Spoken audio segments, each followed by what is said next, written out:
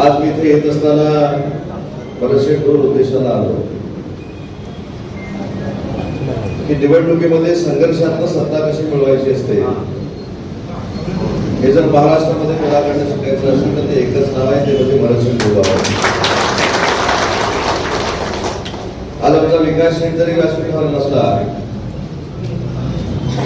तर महाराष्ट्रामध्ये सगळ्यात चांगल्या युवकांमध्ये जर काम कोण करत असेल तर आमचे विकास शेठ गोगावले. ठीक आहे, मी देखील माझी नगरपालिका जिंकलो.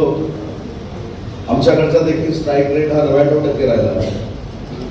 सिंधुदुर्गामध्ये देखील आम्ही चांगल्या पद्धतीने यश मिळवू शकलो. पण सगळ्याच नगरपालिकांमध्ये जे लक्ष केंद्रित झालं होतं ते महाड नगरपालिकेवर लक्ष केंद्रित झालं होतं.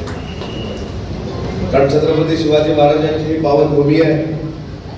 भारतरत्न डॉक्टर बाबासाहेब आंबेडकरांच्या पदस्पर्शाने पावन झालेली ही भूमी आहे.